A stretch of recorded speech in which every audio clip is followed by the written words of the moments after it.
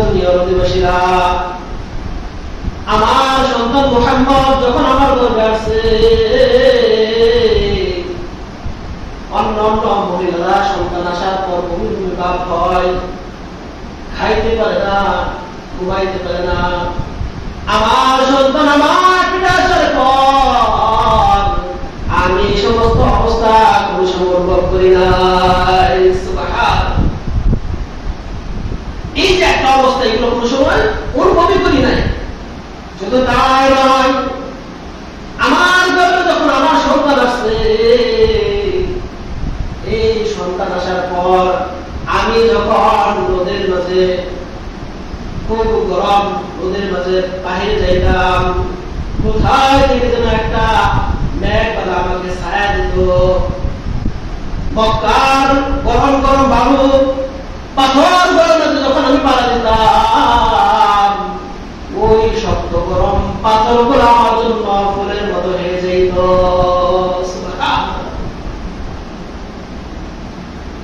এইগুলো হলো জন্মের আগে ঘটতেছে, আগে, এখনো দুনিয়ার জমিনে আসেন নাই।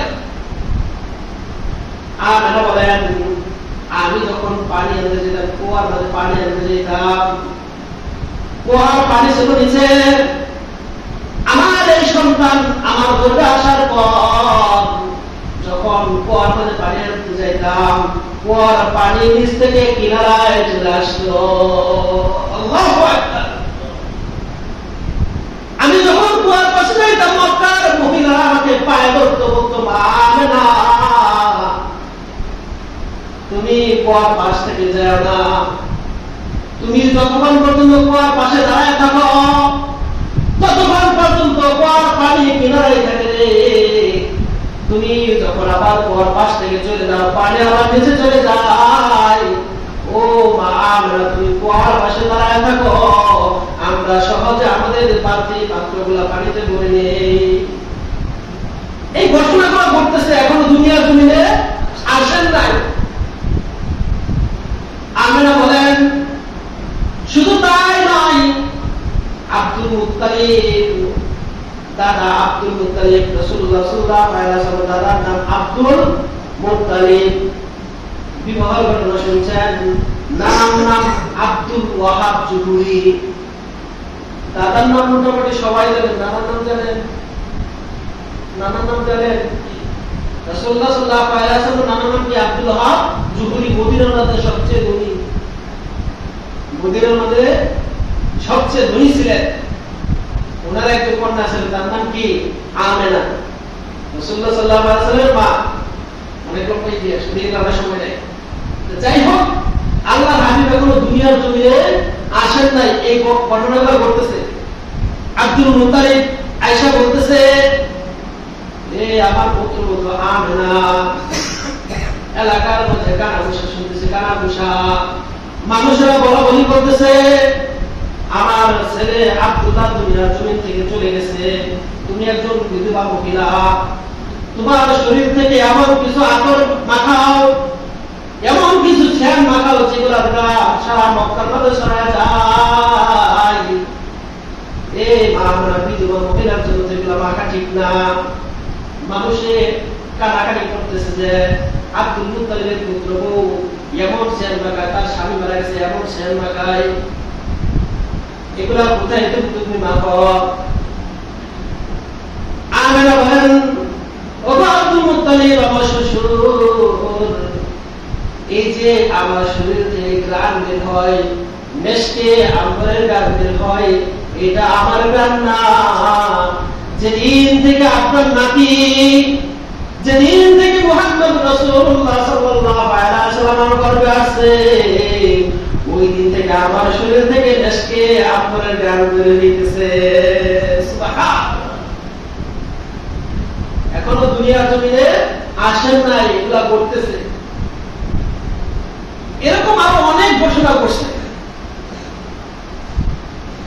তো এরকম অনেক ঘোষণা করছে। আল্লাহ হাবিব দুনিয়ার জমিনে আসছেন, আসার সময় কি হয়েছে?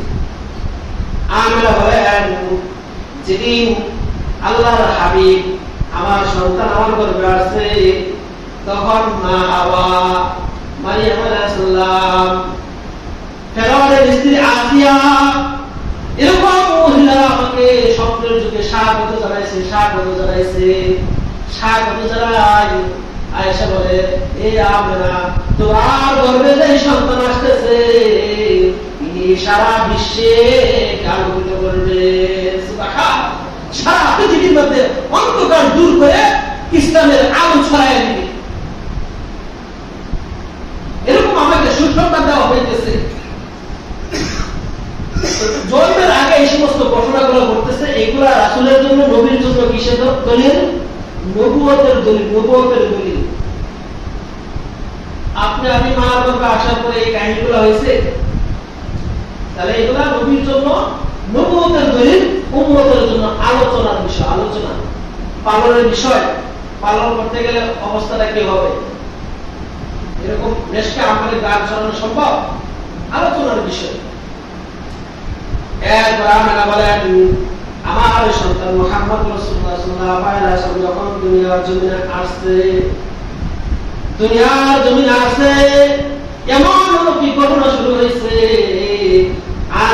আমার সন্তান যখন আমার গর্ভ থেকে আসছে, আমি টেরি ফেলে যে আমার কোনো কষ্টই হয় নাই, আমার কোনো কষ্টই হয় নাই। উম্মে আইমান, দাসী উম্মে আইমান পাশে ছিল, উনি হেলান দিয়ে বালিশে শুয়েছিলেন, এরকম ঘটনা আছে। হালকা একটু ঘুমায় গেছেন, এরকম একটা বর্ণনা আছে। এই ভাটি মুহাম্মদ রাসূলুল্লাহ সাল্লাল্লাহু আলাইহি ওয়াসাল্লাম দুনিয়ার জমিনে আসছেন, উনি টেরি পান নাই। আমরা বলেন, শুধু তাই নয়, মুহাম্মদ রাসূলুল্লাহ সাল্লাল্লাহু আলাইহি ওয়াসাল্লাম যখন দুনিয়ার জমিনে আসছে, তখন এমন একটা ঘ্রাণ বের হয়েছে, এমন একটা সুঘ্রাণ বের হয়েছে। অন্যান্য সন্তানরা দুনিয়ার জন্য আসলে রক্ত অন্যান্য ময়লার কারণে দুর্গন্ধ হয়ে যায়, কিন্তু আমার সন্তান, আমার কলিজার টুকরা মুহাম্মদ যখন আমার গর্ভ থেকে আসছে, সমস্ত গন্ধকে আমরে গানে ছড়ায় গেছে গা। সুবহানাল্লাহ। এইগুলা জন্মের পরে ঘটতেছে।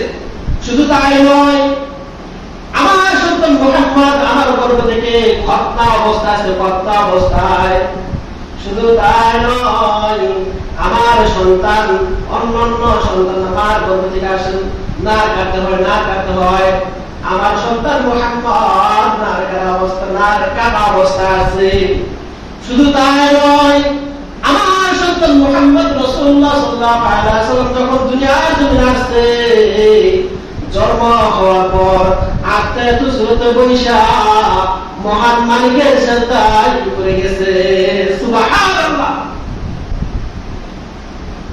আল্লাহ তাআলার দরবারে সেজদা দিয়েছেন, সেজদা দিয়ে আল্লাহ তাআলার প্রশংসা করছে এবং শাহাদাত আঙ্গুলি উপরের দিকে তুলছেন। আমরা বলেন, শাহাদাত আঙ্গুলি যখন উপরের দিকে তুলছেন, আমি ওই শাহাদাত আঙ্গুল থেকে এমন একটা নূর বের হইছে, এমন একটা আলো বের হইছে, যে আলোর কারণে গাছরা এবং বসরা রাজপ্রাসাদ আমার চোখের সামনে বাইসে গেছিল। সুবহানাল্লাহ।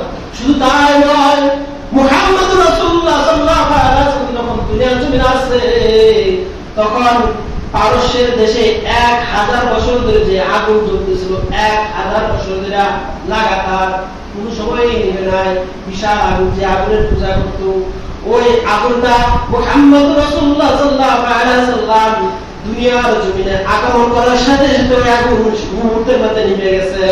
সুবহানাল্লাহ। এগুলা ঘটতেছে, এগুলা আপনি আমার দ্বারা সম্ভব? না কারা অবস্থা মার গর্ভ থেকে আসা সম্ভব? তাহলে এগুলা রাসূলুল্লাহ সাল্লাল্লাহু আলাইহি ওয়াসাল্লামের জন্য কিসের দলিল? নবুয়তের দলিল। যে নবী হবেন, এগুলা কিসের দলিল? নবুয়তের দলিল। উম্মতের জন্য আলোচনার বিষয়। আলোচনা করলে নফল বন্দেগীর সওয়াব হবে, আলোচনা করলে নফল বন্দেগীর সওয়াব হবে। শুধু এই জিন্দেগিটা 63 বছরের জিন্দেগি, আল্লাহর হাবিবের সংসার জিন্দেগি, মানে পুরা 63 বছরের জিন্দেগি, যে বিষয় নিয়ে আপনি আলোচনা করবেন, নফল বন্দেগীর সওয়াব হবে। সুবহানাল্লাহ। তাহলে এগুলা জন্মের পর থেকে এরকম ঘটনা ঘটতেছে। কেসরা, মানে রাজপ্রাসাদের ঘটনা আছে। কেসরা এবং পারস্যের, কেসরার যে রাজপ্রাসাদ ছিল 14টা বন্ধু সবগুলা ভাইয়া সাথে সাথে 14টা নিচে পড়ে গেছে। শুধু তাই নয়, আপনারা বলেন কাবা ঘরের আশপাশে আইয়ামে জাহিলিয়াতের যুগে কাফেররা চতুর্পাশে মূর্তি বসায় রাখছিল। মূর্তি 360টা মূর্তি। আল্লাহর হাবিব যখন জন্মগ্রহণ করেন তখন পর্যন্ত 360টা মূর্তি কাবা ঘরে ছিল। ওই মূর্তিগুলা মুহূর্তের মধ্যে আল্লাহর হাবিব যখন জন্মগ্রহণ করেন সাথে সাথে আল্লাহ তাআলার দরবারে সিজদায় লুটায়া পড়েন। সুবহানাল্লাহ। এখন মূর্তির ইবাদত হবে না, কার ইবাদত হবে? একমাত্র আল্লাহর ইবাদত হবে। এগুলো জন্মের সময় যখন আসছে এগুলো ঘটনা ঘটতেছে। তাহলে এই ঘটনাগুলা আল্লাহ হাবিবের জন্য কিসের দলিল? নবুয়তের দলিল, আর উম্মতের জন্য আলোচনার বিষয়। আর 40 বছরের পর থেকে নিয়ে 23 বছর জিন্দেগি, এটা উম্মতের জন্য শরীয়তের দলিল। আল্লাহ হাবিব 40 বছরের পর থেকে নবুয়ত আসছে, আসার পরে উম্মতকে এরপর ইসলামের দাওয়াত দিচ্ছেন, এরপরে ইসলামের দাওয়াত দিচ্ছেন, নিজেও আমল করছেন, উম্মতকেও করতে বলছেন। তাহলে পরের 23 বছর জিন্দেগি উম্মতের জন্য কিসের দলিল? শরীয়তের দলিল, শরীয়তের দলিল। মারেফতের বিষয় অনেক অনেক ওটা ভিন্ন ব্যাপার। শরীয়ত ছাড়া মারেফত হয় না, শরীয়ত ছাড়া কেউ হয় না। কোন ব্যক্তি নামাজ ছাড়া আল্লাহর ওলি হইতে পারবে? হ্যাঁ, যদি বলে যে আমি ভিতরে ভিতরে নামাজ পড়ি, আমরা নামাজ ভিন্ন, আমার নামাজটা ভিন্ন। আল্লাহর হাবিব কি ভিন্ন নামাজ পড়ছে? আল্লাহর হাবিব ভিন্ন নামাজ পড়ছে? সাহাবায়ে কেরাম ভিন্ন, মানে ভিতরে ভিতরে নামাজ পড়ছে? শয়তানি বাদ দাও।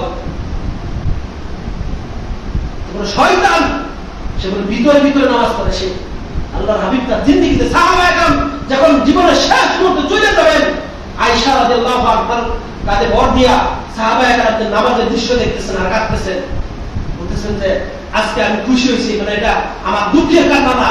আজকে যে এই যে ইসলাম প্রচার করে গেলাম, দ্বীন প্রচার করে গেলাম, মসজিদে নববীতে ফজরের নামাজ যখন জামাত চলতেছে, সেখানে সাহাবায়ে কেরাম নামাজে দাঁড়ায়া জামাতের সাথে নামাজ আদায় করতেছে, এই দৃশ্য দেখে আল্লাহর হাবিব খুশিতে আনন্দে কাঁদতেছে।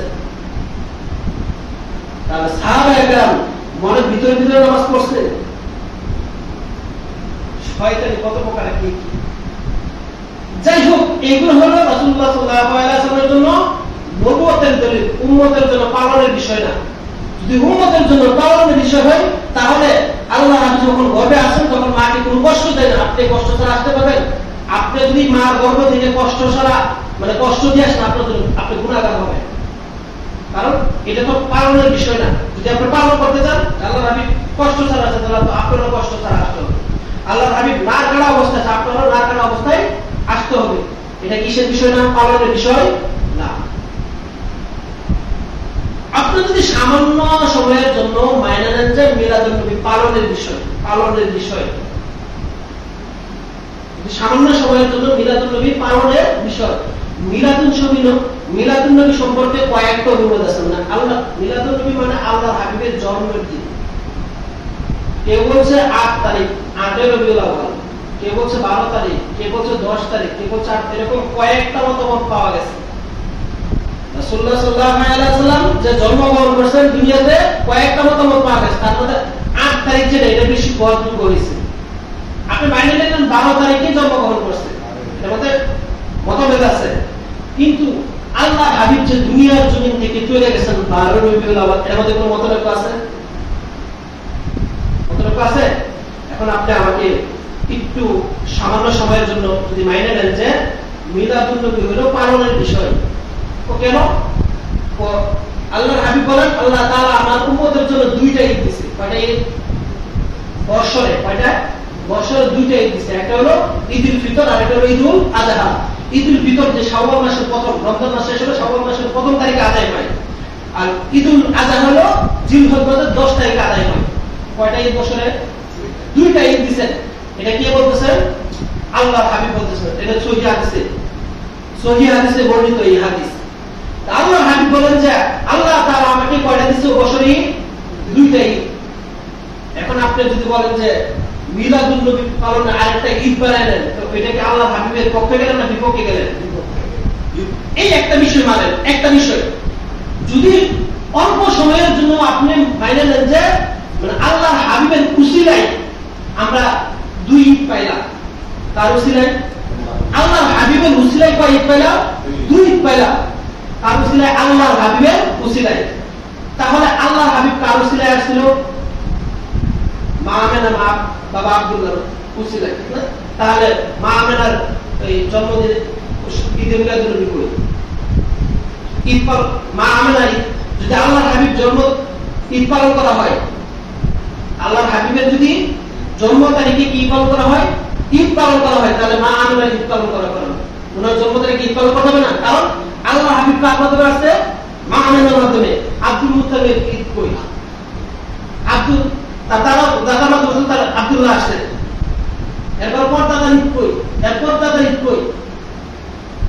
বুঝা গেল মিলাদুন নবী পালনের বিষয় না, কিসের বিষয়? আলোচনার বিষয়। আলোচনা কি বলে? কি হয়?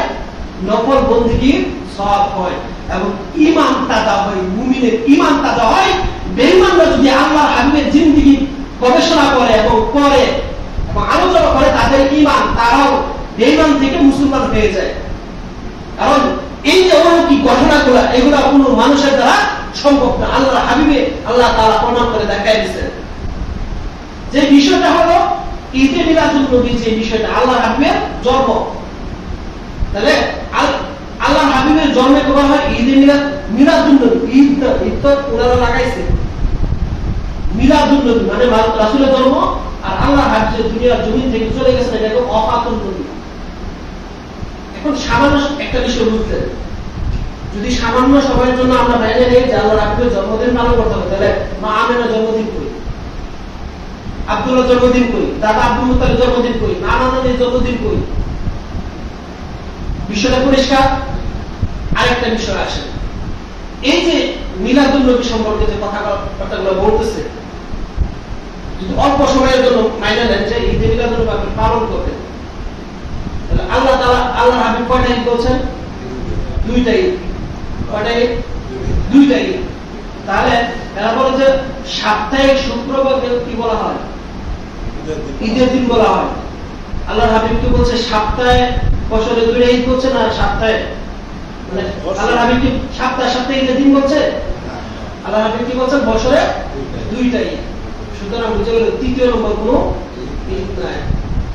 আরেকটা বিষয় মানেন, আল্লাহর হাবিব দুনিয়ার জন্য আসছেন 12 রবিউল আউয়াল, এটা আপনি মানেন। উনি দুনিয়ার জন্য থেকে চলে গেছেন কবে? 12 রবিউল আউয়াল। আপনি নিজের বিবেক, আমি শুধু আপনারা এই বিষয়গুলো আরো গবেষণা করেন, আমি যে কথাবার্তাগুলো বলতেছি এগুলোর সাথে আরো গবেষণা করি, এরপরে মিলাই। আল্লাহর হাবিব দুনিয়ার জন্য থেকে চলে গেছেন 12 রবিউল আউয়াল, এর মধ্যে কোনো সন্দেহ নাই। এখন আপনি নিজের বিবেককে বলেন, আপনার যে বাবা বা আপনার সন্তান, আপনার আত্মীয় রক্ত, উনি দুনিয়ার জমিনে জন্মগ্রহণ করছেন, বা আপনার আব্বু দুনিয়ার জমিনে আসছিল, এই তারিখটা আপনার জানা আছে, বাবা এত তারিখে জন্মগ্রহণ করছেন। এখন ওই জন্মদিনটা পালন করে না, বাবা দুনিয়ার জমি থেকে যে চলে গেছে ওইটাকে পালন করে। মৃত্যুর সময়টা কি স্মরণ রাখে সন্তান? সবাই এটা মৃত্যু, বাবার মৃত্যুটাকে স্মরণ রাখে, বাবার জন্মটাকে কি রাখে না? স্মরণ রাখে না। বাবার আদর্শকে সন্তান স্মরণ রাখে। বাবার আদর্শ, বাবা আমাদেরকে এইভাবে গঠন করছে, এই আদর্শ চলতে বলছে, বাবার আদর্শ গুলোকে সন্তানে ধরে রাখে এবং স্মরণ কোনটা রাখে? বাবা আমাদের কিভাবে চলতে বলছেন, মৃত্যুটাকে স্মরণ রাখে। কবরের পাশে মাঝে মাঝে কবরের পাশে দিয়ে সন্তান বাবার জন্য জন্মের সময় স্মরণ করে, জন্মের সময় স্মরণ করে, কি বলে।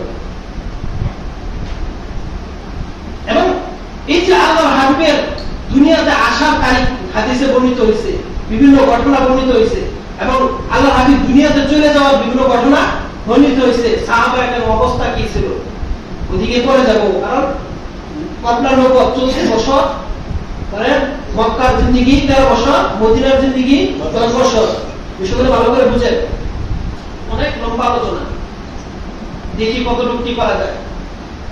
তাহলে 40 বছর বয়স পর্যন্ত আল্লাহর হাবিবের উপর কোন ওহী আসে নাই, শরীয়তের কোন বিধান আসে না যে এটা করতে হবে। এখানে কিছু ঘটনা আছে, তারপরে ওটার সাথে মিলবে। এই 40 বছর বয়স পর্যন্ত এরকম আল্লাহর হাবিবের জীবনে অনেক ঘটনা ঘটতে থাকে। যেমন সবচেয়ে সদর, এই সিনা মুবারক অপারেশন হয়েছে, 4 বছর বয়স থাকতে। এরপরে মা আমিনার ঘরে গেছেন, হালিমা দুধ পান করাইছে না, এখানে অনেক ঘটনা ঘটছে। অন্যান্য মহিলারা যারা আছে সবাই দুধ পান করার জন্য শিশুদেরকে নিত, সবাইকে নিয়েছে, কিন্তু মুহাম্মদ রাসূলুল্লাহ সাল্লাল্লাহু আলাইহি ওয়াসাল্লাম কাউকে কোনো মহিলা নেয় না। এদিন দেখে নেয় নাই। হালিমা এরপর ওনাকে উঠাই দিয়েছে, এই হালিমার ঘরে অনেক ঘটনা ঘটছে, শুনতে শুধু একটা কাজটি, যে বাহনের উপর চলে আসছিল না, যে বাহনটা নিয়ে আসছিল দুধ পান করলে কিছু টাকা পাইতো, যে বাহনটার উপর সওয়ার হয়ে আসছিল এটা সবচেয়ে দুর্বল ছিল, যাদের সাথে আসছিল এটা সবচেয়ে দুর্বল ছিল। হালিমা বলেন, এই শিশু মুহাম্মদ যখন আমার কোলে আসলো, কোলে আসার পর আমরা ওই সওয়ারের উপর সওয়ার হইলাম। সওয়ারে এমন তেজস্বী হয়ে গেছে, এমন দ্রুত চলতে লাগলো। অন্যান্য মহিলারা বললো, ও হালিমা, এটা কি তোমার ওই সওয়ারি যেটার সাথে, যেই সওয়ারি দিয়ে আমাদের সাথে আসছিলা? এটা কি ওই সওয়ারি যেই সওয়ারি দিয়ে তুমি আমাদের সাথে আসছিলা? বলতেছে, হ্যাঁ। তুমি এখন বুদ্ধি পারলো কিভাবে? হালিমা বলেন, এটা হলো শিশু মুহাম্মদুর রাসূলুল্লাহ সাল্লাল্লাহু আলাইহি ওয়াসাল্লামের বরকত। শুনে নিছে আর ঘটনা প্রকাশ পেতে শুরু হয়েছে। ওই যে জন্তু, এটার মধ্যে দুধ ছিল না, দুধ। ও শিশু মুহাম্মদুর রাসূলুল্লাহ সাল্লাল্লাহু আলাইহি ওয়াসাল্লাম যখন আমার কোলে আসছে, সাথে সাথে উলানে দুধে বইরে গেছে গা। এমন অনেক ঘটনা ঘটছে। সিনা মুবারক বক্ষ বিতরণ হয়েছে, বক্ষ বিতরণ 4 বছর বয়সে। ফেরেশতা আছেন, জমিনে শোয়াইছেন, জমিনে শোয়া মুখ ছিঁড়ছেন, ভিতরে অপারেশন করছেন, আবার জোড়া লাগাই দিয়েছেন, কুদরতি অপারেশন, শিলাই লাগে নাই, মেডিসিন লাগে নাই, দুনিয়ার কোনো কিছু লাগে নাই, যেমন ছিল আবার যেমন হয়ে গেছে। এটা কি আপনি আমার দ্বারা সম্ভব? এটা এই সমস্ত ঘটনা নবীর জন্য নবুয়তের দলিল। শুধু তাই নয়, আল্লাহর হাবিব যখন হালিমার ঘরে যায়, হালিমার 2 সন্তান ছিল, 2 সন্তান। আল্লাহর হাবিব হালিমার স্তন থেকে যে দুধ থেকে দুধ পান করতেন, শুধু একটা দুধ থেকে দুধ পান করতেন, দ্বিতীয় স্তনে কখনো আল্লাহর হাবিব মুখ লাগাই নাই। জন্মের সময় আসার পর থেকে ইনসাফ কায়েম করতেছে, আপনি আমার দ্বারা সম্ভব? হালিমা বলেন, আমি অনেক চেষ্টা করছি যে অপর স্তনে যে আব্দুল্লাহ দুধ পান করে ওইটার মধ্যে লাগানোর জন্য, কিন্তু কোন সময় আল্লাহর হাবিব ওই স্তন থেকে দুধ পান করেন না। এগুলো আপনি আমার দ্বারা সম্ভব? এগুলো নবীর জন্য নবুয়তের দলিল। কারণ আইয়ুমেতে জাহিলিয়াতের যুগে আল্লাহর হাবিব বলবেন যে আমি তোমাদের সামনে আল্লাহ তাআলা আমাকে নবী হিসেবে পাঠাইছে, তারা কেমনি বিশ্বাস করে নেবে? কোন কি ঘটনা ঘটতেছে, এগুলো নবীর জন্য নবুয়তের দলিল। এই 40 বছর জিন্দেগি পর্যন্ত আল্লাহর পক্ষ থেকে কোনো হুকুম আসে নাই যে ইসলামের কি দেন। 40 বছর যখন পুরা হয়েছে, পুরা হওয়ার পর এবার ওহী আসছে যে ইসলামের দাওয়াত দেন। এই 13 বছর পর্যন্ত এবার কি চলবে? দাওয়াত চলবে, কালিমা দাওয়াত চলবে। এখানে বিষয়টা বুঝেন। এখন 13 বছর পর্যন্ত কিসের দাওয়াত দিবে? কালিমার দাওয়াত দিবে, লা ইলাহা ইল্লাল্লাহ মুহাম্মাদুর রাসূলুল্লাহ সাল্লাল্লাহু আলাইহি ওয়াসাল্লাম। কালিমার দাওয়াত দিবে, কালিমার দাওয়াত দিতে গিয়া মায়ের খাবে, অপমান হবে, কিন্তু প্রতিশোধ দেওয়া যাবে না। বিষয়টা বুঝেন ভালো করে। 13 বছর পর্যন্ত শুধু কি দিবে? দাওয়াত দিবে, দাওয়াত দিবে। দাওয়াত দিতে গিয়া মায়ের খাবে, অপমান হবে, অপদস্থ হবে, কিন্তু কি দেওয়া যাবে না? প্রতিশোধ দেওয়া যাবে না। আল্লাহর হাবিবের আদর্শ দেখেন। এই জন্য তাবলীগের লোকেরা দাওয়াত দিতে যায়, অপমান করে, অপদস্থ করে, তারপরে কি নেয় না? প্রতিশোধ নেয় না। কার আদর্শ? মুহাম্মদুর রাসূলুল্লাহ সাল্লাল্লাহু আলাইহি ওয়াসাল্লামের আদর্শ। এই তাবলীগের মধ্যে এখনো মুহাম্মদুর রাসূলুল্লাহ সাল্লাল্লাহু আলাইহি ওয়াসাল্লামের আদর্শ আছে। এরা দাওয়াত দিতে যায়, মানুষ দাওয়াত দিতে গেলে অনেক সময় অপমান করে, তারপরে কি দেয় না? প্রতিশোধ মানে উল্টা গালি দেয়। 13 বছর পর্যন্ত কিসের দাওয়াত? দাওয়াত দেবে, কিন্তু প্রতিশোধ নেবে না। তো আল্লাহর হাবিবের উপর হুকুম আসছে এবার ইসলামের দাওয়াত দেন। এবার ওহী আসছে, 40 বছর পরে ওহী আসছে। আল্লাহর হাবিব চিন্তা করলেন যে ঘরে ঘরে গেলে তো মানুষ কম, বাজারে কি দাওয়াত দেই, বাজারে অনেক লোক পাওয়া যাবে, অনেক লোক পাওয়া যাবে, অনেক লোক কালিমা গ্রহণ করবে। আল্লাহর হাবিব বাজারে গিয়ে কালিমার দাওয়াত দেয়। পাশে আবু জাহেল ডিস্টার্ব করে। এবার মাথা নষ্ট, অনেক কিছু আল্লাহর হাবিবকে বলতে থাকে। আল্লাহর হাবিবকে বাধা দিতেছে, আল্লাহর হাবিবকে আবু জাহেল বাজারের মধ্যে অত্যাচার করতেছে। আল্লাহর হাবিব আবার দাওয়াত দেয়। আবু জাহেল এবার আল্লাহর হাবিবের গলার মধ্যে গামছা পেঁচে বাজার মধ্যে টাকা হেসরা করছে। তারপর আল্লাহর হাবিব কি নেয়, প্রতিশোধ। এরকম করে 13 বছর পর্যন্ত দাওয়াত দিচ্ছে। কত বছর? 13 বছর পর্যন্ত দাওয়াত দিচ্ছে। দাওয়াতের হুকুম চলে আসছে। আল্লাহর হাবিব মক্কা থেকে তায়েফ, বেশি দূর না, তায়েফের ময়দানে গেছে দাওয়াত দিতে। আল্লাহর হাবিব তায়েফের ময়দানে দাওয়াত দেয়।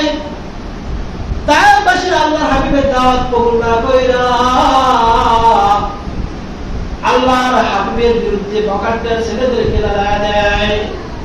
তায়েফের বকাট্টা ছেলেরা আল্লাহর হাবিবের নরম শরীরে এমন ভাবে পাথর নিক্ষেপ করতেছে, আল্লাহর হাবিবের নরম শরীর থেকে রক্তের ফোঁটাগুলা বাইরে পড়তেছে, রক্তের ফোঁটাগুলা বাইরে পড়তেছে।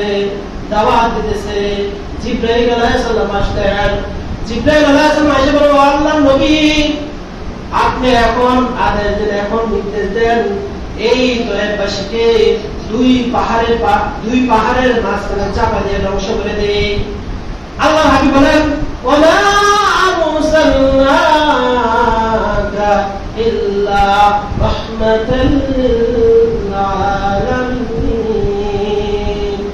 ও জিবরাইল, এই তায়েফবাসীরা এখন আমার দাওয়াত গ্রহণ করতেছে না, এখন আমাকে চিনতেছে না, এখন বুঝতেছে না, কিন্তু এমন সময় আসবে এই তায়েফবাসীরা ইসলামকে বুঝবে, আমি মুহাম্মদ রাসূলুল্লাহ সাল্লাল্লাহু আলাইহি ওয়াসাল্লামকে বুঝবে, দ্বীন বুঝবে, কুরআন বুঝবে, তারা ঈমান আনবে। আল্লাহ তাআলা আমাকে ধ্বংসের জন্য পাঠায় নাই, সারা বিশ্ববাসীর জন্য আল্লাহ তাআলা আমাকে রহমত স্বরূপ পাঠাইছেন। আল্লাহর হাবিব বদ্ধ করে নাই। আল্লাহর হাবিবের নরম শরীর থেকে রক্তগুলা পড়তেছে। আল্লাহর হাবিব নিজের জামা দিয়ে রক্তগুলা মুছতেছেন, মাটিতে পড়তে দেন না। রক্ত মুছতে মুছতে যায়েদ ইবনে হারেসা ছিলেন সাথে। যায়েদ ইবনে হারেসা নিজের জামা দ্বারা আল্লাহর হাবিবের রক্তগুলা মুছে দিতেছেন। তো যায়েদ ইবনে হারেসার জামাও ভিজে গেছে, আল্লাহর হাবিবের জামাও রক্ত মুছতে মুছতে ভিজে গেছে। আল্লাহর হাবিব বলেন, এ যায়েদ ইবনে হারেস, আমার জামা, তোমার জামা দিয়ে আমার রক্তগুলো মুছে দাও। যায়েদ ইবনে হারেস বলেন, আল্লাহর পয়গম্বর,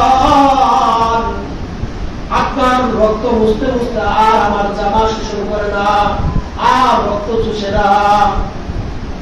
যায়েদ ইবনে হারেসা তায়েফবাসীরা, তোমরা আর এই বিশ্বনবীকে পাথর মাইরো না।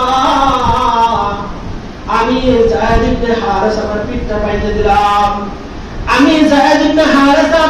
বাইতে দিলাম, তোমাদের যত মন চায় আমি যায়েদ ইবনে হারেসকে পাথর মারো, কিন্তু এই পয়গম্বরকে একটা পাথর মাইরো না। আল্লাহু আকবার। তারপরে নবীজি তাদের জন্য কি করে নাই? বদ্ধ করে নাই। আল্লাহ তাআলা জিবরাইল আলাইহিস সালামকে পাঠাইছেন। জিবরাইলকে বলে, জিবরাইল দ্রুত যাও আমার হাবিবের কাছে যাও। একটা রক্তের ফোঁটা ঝুলতেছে, জমিনে পড়ে যাবে। রক্তের একটা ফোঁটা ঝুলতেছে, জমিনে পড়ে যাবে। আল্লাহ তাআলা বলেন, জিবরাইল দ্রুত যাও, যদি রক্তের ফোঁটা জমিনে পড়ে যায় জমিন বরদাস্ত করবে না, আমার হাবিবের রক্ত জমিন বরদাস্ত করবে না, তায়েফবাসীকে গ্রাস করে ফেলবে। জিবরাইল দ্রুত যাও, আমার হাবিবের রক্ত জমিনে পড়ার আগে তুমি রক্তটা ধরে নাও। জিবরাইল আলাইহিস সালাম বলেন, আমি তখন সপ্তম আকাশে ছিলাম, সিদরাতুল মুনতাহায় ছিলাম, তখন রক্তের ফোঁটাটা ঝুলতেছিল, কইরা যাবে বাপ। আমি সাত আসমান থেকে আল্লাহর হাবিবের এই রক্তের ফোঁটা নিচে নিজের ডানা বিছিয়ে দিয়েছিলাম। রক্তের ফোঁটা জমিনে পড়ার আগে রক্তের ফোঁটা আমি আমার ডানায় নিয়ে নিয়েছিলাম। আল্লাহর হাবিবের রক্তের ফোঁটা আমি জমিনে পড়তে দেই নাই। এই রক্ত, আল্লাহর হাবিবের রক্ত যদি জমিনে পড়ে যায়, জমিন বরদাস্ত করবে না। তো মাই খাইছেন, কি নাই, প্রতিশোধ দেয় নাই, দাওয়াত দেওয়া যাবে কিন্তু কি নেওয়া যাবে না, প্রতিশোধ নেওয়া যাবে না। সাহাবায়ে কেরামদেরকে দাওয়াত দিয়েছেন, কিছু সংখ্যক মানুষ মুসলমান হয়েছেন। খাব্বাব রাদিয়াল্লাহু আনহু এত অত্যাচার করছে। খাব্বাব রাদিয়াল্লাহু আনহু তবে ইসলাম ছাড়ে নাই, ঈমান ছাড়ে নাই, শুধু বেলালের ঘটনা বলে শেষ করতেছে আজকে। বেলাল রাদিয়াল্লাহু আনহু ইসলাম গ্রহণ করার কারণে এগুলা 13 বছরের জিন্দেগি, বক্তি জিন্দেগির আলোচনা করতেছে। তো দাওয়াত দিয়েছেন, বেলাল কালিমা গ্রহণ করেছেন, ঈমান আনছেন। এবার বেলাল ঈমান আনার কারণে এটাই তার সবচেয়ে বড় অপরাধ। উমাইয়া ইবনে খালদের গোলাম ছিলেন। উমাইয়া ইবনে খালদ বেলাল রাদিয়াল্লাহু আনহুকে মরুভূমির গরম বালুর মধ্যে শোয়া, বালু এত গরম ছিল, এত উত্তাপ চলছিল, ওই বালুর মধ্যে যদি কাঁচা গুস্ত দেওয়া হয়তো, ওই গুস্ত গুলা বালুর উত্তপ্ততার কারণে সিদ্ধ হয়ে গুড়া হয়ে যেত। এরকম বালু গরম ছিল। গরম বালুর মধ্যে বেলাল রাদিয়াল্লাহু আনহু শোয়া, নিচে গরম বালু, মুখের উপর ভারী পাথর, গলায় রশি, পায়ের মধ্যে রশি, আর চাবুকের বাড়ির পরে বাড়ি, চাবুকের আঘাতের পর আঘাত। বেলাল রাদিয়াল্লাহু আনহুকে পিটাইতেছে। পাশে উমাইয়া ইবনে খালদ সেফটি নিয়ে দাঁড়ায় আছে। এবার বলে, বেলাল ঈমান ছাইরা দাও, ঈমান ছাড়ো, যদি কালিমা ছাইরা দাও এখন মুক্তি দিয়ে দিব। তো অত্যাচার করতেছে। বেলাল বলে, ও ইবনে খালদ, আমার জীবন যাবে, তারপরে এক মুহূর্তের জন্য ঈমান ছাড়বো না। সুবহানাল্লাহ, এক মুহূর্তের জন্য ঈমান ছাড়বো না। তো অত্যাচারের মাত্রা যখন বাড়ায় দিছে, উমাইয়া ইবনে খালদ বলতেছে, আমার বেলাল, হাজার হইলে তো তুমি আমার গোলাম, এই যে তোমার মুখের উপর ভারী পাথর, গলায় রশি, নিচে উত্তপ্ত বালু, পায়ের মাঝে রশি, গলার মাঝে রশি, এই যে তোমার কষ্ট গুলা দেখে আমার কষ্ট লাগতেছে। ও বেলাল, তোমার কি কষ্ট হয় না? বেলাল রাদিয়াল্লাহু আনহু বলেন, ও ইবনে খালদ, এই যে আমার বুকের উপর ভারী পাথর, নিচে উত্তপ্ত বালু, গলার মাঝে রশি, পায়ের মাঝে রশি, আবার চাবুকের আঘাতের পর আঘাত, সমস্ত কষ্টগুলো আমি এক সাইডে রাখি, আর আমি আমার মালিকের হাতের মজাটা আরেক সাইডে রাখি, দুইটাকে সমন্বয় করে দেখি, আমার মালিকের নামের মজাই আমার কাছে সবচেয়ে ভালো লাগে। এক মুহূর্তে চলে কি ছাড়েন নাই? ঈমান ছাড়েন নাই। আজকে আমাদের ঈমানের অবস্থা কি? 13 বছর পর্যন্ত আল্লাহর হাবিব কি দিচ্ছেন? দাওয়াত দিচ্ছেন, মাইর খাইছেন, অপমান হয়েছেন, অপদস্থ হয়েছেন, কিন্তু কিনেন নাই, প্রতিশোধ দেন নাই। এইগুলা উম্মতের জন্য শরীয়তের দলিল এবং পালনের বিষয়। পালন করতেছে না? তার দিকে দাওয়াত থেকে এই মানুষকে এই করতেছে, গাঁটটি ফালাই দিতেছে দিঘির মধ্যে, তারপর ওদের সাথে মারামারি লাগছে। আপনি ইস্তেমার মাঠে যায়, ইস্তেমার মাঠে গেলে আপনার দেখবেন আপনি শুয়েছেন, উপরতে চলে গেছেন, তারপরে গিয়ে কিছু কি মাটির মানুষ। ইস্তেমার মাঠে যায়, ওখানে গেলে দেখবেন যে মানুষগুলা মানে পা লাগতেছে, তারপরে হাত করতেছে, দেখা পাইছে, একসাথে পয়সা খাইতেছে। একটা ঘটনা বলছিলাম, জাল হয়ে গেছে, তারপরে কি কয় আলহামদুলিল্লাহ, মানে জালে মুখ পুড়ে দিতেছে, তারপরে লোক মুখে আর কি কয় আলহামদুলিল্লাহ, তারপরে একবার ধমক দেয়, শিক্ষা, শিক্ষা, শিক্ষা। 13 বছর ইসলামের দাওয়াত দিতে গেলে কষ্ট করতে হবে, প্রতিশোধ অনেক সময় হয়ে গেছে, 3 মিনিট বেশি চলে গেছে। আল্লাহ তাআলা চাহে তো এটা কোন জিন্দেগি দিয়েছে? মক্কি জিন্দেগি। মক্কি 13 বছর মক্কায় দাওয়াত দিচ্ছে, দাওয়াত দেওয়ার পরেও অপমান সব কিছু সহ্য করেছেন, কিন্তু প্রতিশোধ নেয় নাই।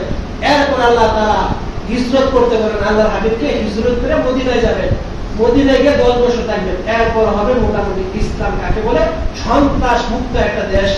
আল্লাহ তাআলা আল্লাহর হাবিবকে আদেশ দিলেন সারা পৃথিবীকে আপনি একটা সন্ত্রাস মুক্ত একটা দেশ সারা পৃথিবীকে উপহার দেন, সমস্ত পৃথিবীবাসীকে সন্ত্রাস মুক্ত একটা দেশ দেন উপহার দেন। এই যে আবু জাহেল যখন হিজরত করে চলে গেছেন, 1 বছর পরে 950 সন্ত্রাস বাহিনী নিয়ে আল্লাহর হাবিবের বিরুদ্ধে লেগে গেছেন। মক্কা থেকে চলে গেছেন, চলে যাওয়ার পর 950 সন্ত্রাস বাহিনী নিয়ে আল্লাহর হাবিবের বিরুদ্ধে লেগে গেছেন। ইসলামকে মিটায় দিবে, ইসলাম রাখবে না। এরপরে 10 বছরের জিন্দেগি আল্লাহ তাআলা বিদায় দিচ্ছেন যে এখন আর না, এখন সারা পৃথিবী থেকে ইসলামকে টিকায় রাখার জন্য সন্ত্রাস দমন করতে হবে। শুধু যদি আপনি মায়ের খাইয়ে যান একবারে শেষ করে দিবি, বুঝছেন? তো এটা অতিরিক্ত পর্যায়ে চলে যাবে। 10 বার খেলে একটা তো দিতে হবে নাকি? 10 বার খেলে পরে তো একটা দেওয়ার অনুমতি আছে নাকি? আল্লাহ তাআলা এই মাদানী জিন্দেগি এই একটা হুকুম চলে আসবে, সারা পৃথিবীবাসীকে সন্ত্রাস মুক্ত একটা উপহার দেন, সমাজ উপহার দেন। এইটা শুরু হয়ে যাবে মোটামুটি। এরপরে আল্লাহ তাআলার আয়াত চলে, জিহাদের আয়াত চলে আসবে। জিহাদের আয়াত না চলে আসবে, সারা পৃথিবী থেকে সন্ত্রাস দূর করতে হলে জিহাদ ছাড়া বিকল্প সাথে সাথে আল্লাহ যদি তাআলা তৌফিক দেন তো মাদানী জিন্দেগি নিয়ে ইনশাআল্লাহ আলোচনা করব। এরপরে আসবে আল্লাহর হাবিবের অফার, হয়তো ওটা আমাদের চলে আসবে ইনশাআল্লাহ। লম্বা আলোচনা করার সময় নেই, শুধু এই মিলাদ নিয়ে আলোচনা করতে পারে, আল্লাহর হাবিবের জন্ম নিয়ে আলোচনা করতে অনেক 40 বছর জিন্দেগি না, অনেক লম্বা। আমি যে বিষয়টা আজকে বুঝাতে চাইলাম, আল্লাহর হাবিবের এই 40 বছর জিন্দেগিতে যা কিছু ঘটছে, যত কিছু ঘটছে সবগুলো নবীর জন্য নবুয়তের প্রতি, উম্মতের জন্য আলোচনার বিষয়, পালনের বিষয় না। উম্মতের জন্য কিনা পালনের বিষয় না। আল্লাহ তাআলা বলেন যে আল্লাহর হাবিবকে 2টা ঈদ উপহার দিয়েছেন, একটা হলো ঈদুল ফিতর, একটা হলো ঈদুল আযহা। এটাই মুসলমানদের ঈদ। কেউ যদি 3য় ঈদ বানাইতে চায় তাহলে এটা রাসূলের কথা সে মানবে না, সে রাসূল সাল্লাল্লাহু আলাইহি ওয়াসাল্লামের আদর্শ মানবে না, সে রাসূল সাল্লাল্লাহু আলাইহি ওয়াসাল্লাম উল্টা কাজ করলো। কারণ রাসূল কত 2 ঈদ, কবুল সবাই 3 ঈদ নিজেতে বানায় বলছে। আর যদি তুমি এই ঈদ নিজে পালন করতে চাও তাহলে যার ওসিলায় তুমি ঈদ পাইছো বলতেছো, তাহলে তার মার ঈদ কোথায় গেল, তার বাবার ঈদ কোথায় গেল, তার দাদার ঈদ কোথায় গেল, তার দাদির ঈদ কোথায় গেল, নানার ঈদ কোথায় গেল, যাদের মাধ্যমে পাইছো? বিষয়গুলো পরিষ্কার বোঝা গেল। ঈদে মিলাদুন যে বিষয়টা আমরা বলি, এটা হলো আলোচনার বিষয়, পালনের বিষয় না। আর এটা হলো নবীর জন্য নবুয়তের দলিল, উম্মতের জন্য আলোচনার বিষয়, কি মানে বিষয়। আল্লাহ তাআলা আমাদের সবাইকে